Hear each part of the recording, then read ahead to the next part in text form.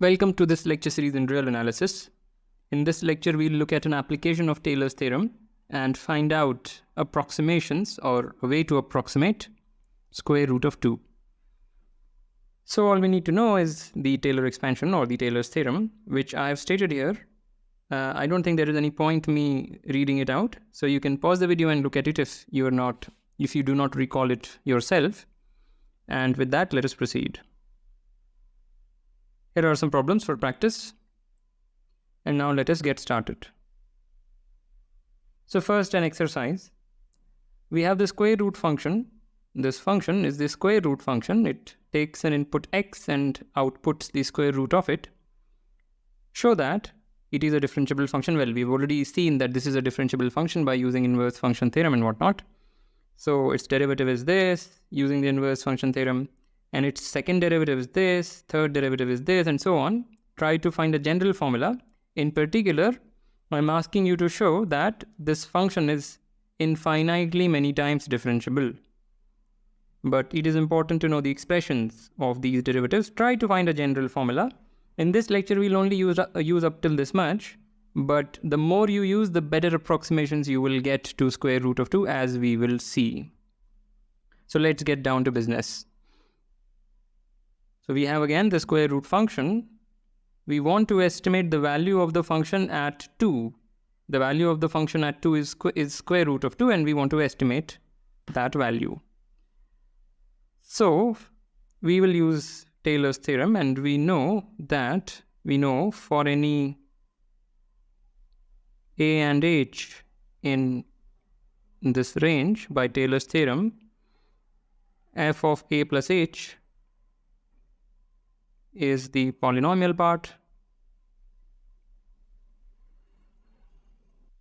plus the error part.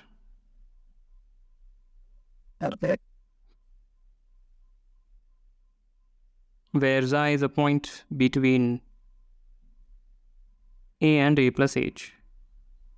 So I'm implicitly kind of assuming that h is positive, but it doesn't have to be. If h is negative, then you'll have to write a plus h comma a rather than a comma a plus h, just a nonsensical trouble.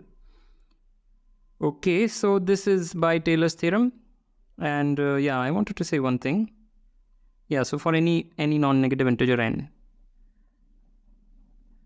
or let me write n as at least 1 just for psychological comfort. So we have this.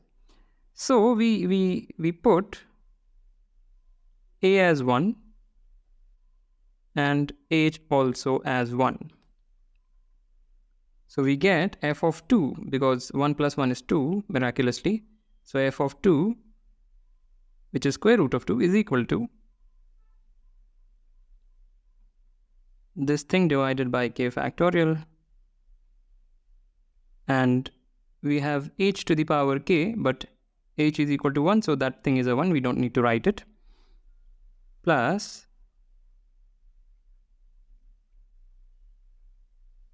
this expression, because again, this thing is a 1.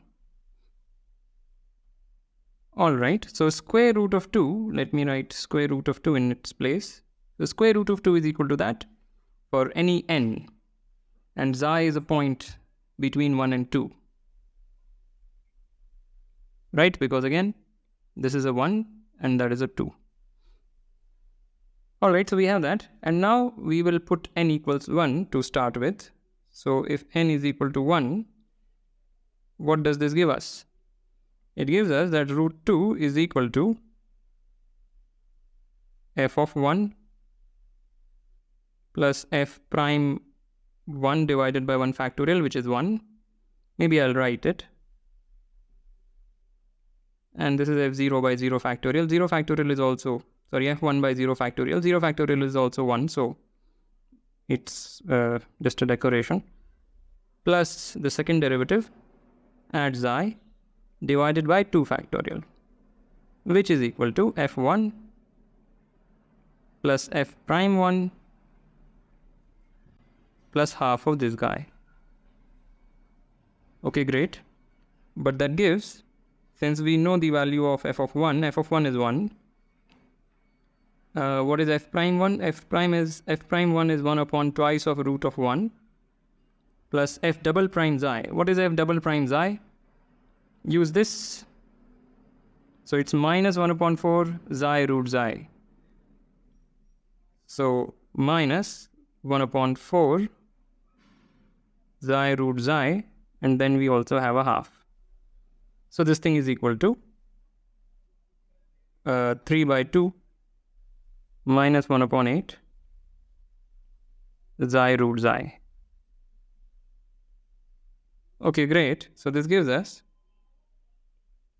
that root 2 minus 3 by 2 is this expression. And let's take absolute values.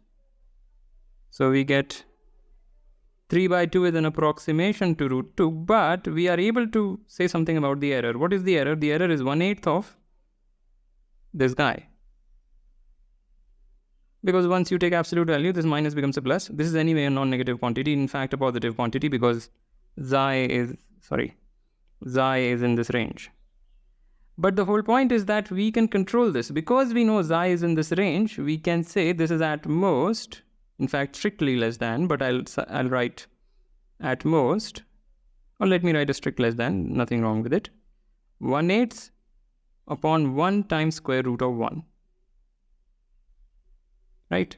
This expression, just the denominator, is greater than that because xi is greater than 1. So the inverse is less than that.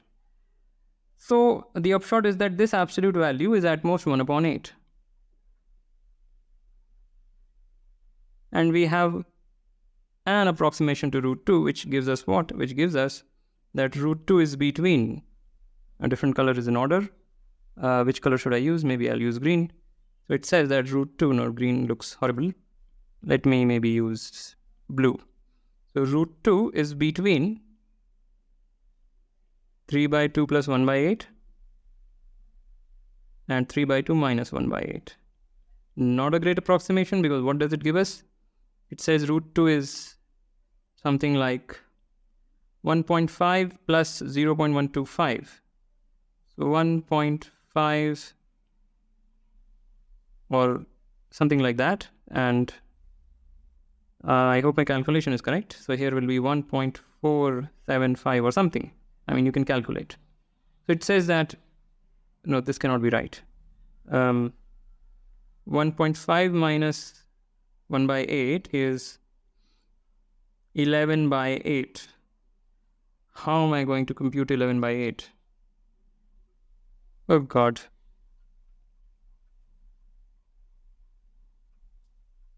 Hmm, 1.375. So we get, this whole business tells us 1.375 is less than root 2 is less than 1.625. Not a great approximation, but it's something.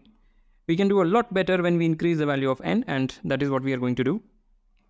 So let's increase the, whoops, what did I do? Let's increase the value of n. So now we'll put n equals 2. What does that tell us? F of 2, which is square root of 2. Let me copy this expression. Root 2 is equal to f1 upon 0 factorial plus f prime 1 upon 1 factorial plus f double prime 1 upon 2 factorial plus f triple prime xi upon 3 factorial, and that's it. So what is f1? f1 is 1, 0 factorial is 1. F prime 1 is 1 upon twice of root of 1, 1 factorial is 1. What is f double prime 1? It is minus 1 upon 4, 1 upon 1 root 1, and then we also have a half. And then we have 3 by 8, 1 upon xi square root xi, and then a 1 upon 6. So what happened? Here we just used the expression for f double prime that I left as an exercise in the beginning. That immediately gives us this thing is exactly equal to that, and 2 factorial is 2. And here f triple prime xi is equal to that much, 3 factorial is 6. So we get root 2 is equal to 1 plus 1 upon 2 minus 1 upon 8 plus 1 by 16th of 1 upon xi square root xi. So this is 11 by 8. So root 2 minus 11 by 8 is this value. And that tells us that root 2 minus 11 by 8, let's take absolute value, is less than 1 by 16. Because by the same logic, this thing is less than 1. Xi is in this range. So we have this. And that tells us that root 2 is less than 11 by 8 plus 1 by 16. And at most, or at least, that thing, which is how much? Which is 21 upon 16. And here you get 23 upon 16. Let me see what those numbers are. So this is 1.3125. And what about 23 upon 16? 1.4375. Again, not a great approximation, but perhaps a lot better than the last time. Last time we had 1.375 and 1.625. So here anyway we can write 1.375 because we already know root 2 is at least 1.375. Doesn't matter. So you must have read in your high school that root 2 is approximately 1.414, and we are getting there. You can see that one is getting there. And if you use higher and higher derivatives here, higher and higher, Taylor's theorem for bigger n, very fast you will converge to the, 3 decimal places, 4 decimal places, very fast, because factorial function rises very fast. I've only illustrated for meager values of n. I think even for n equals 3, you will see a great approximation. So I don't want to do this, by myself. You can, if you're interested, you can see how fast you can approach 1.414 or maybe even better approximations.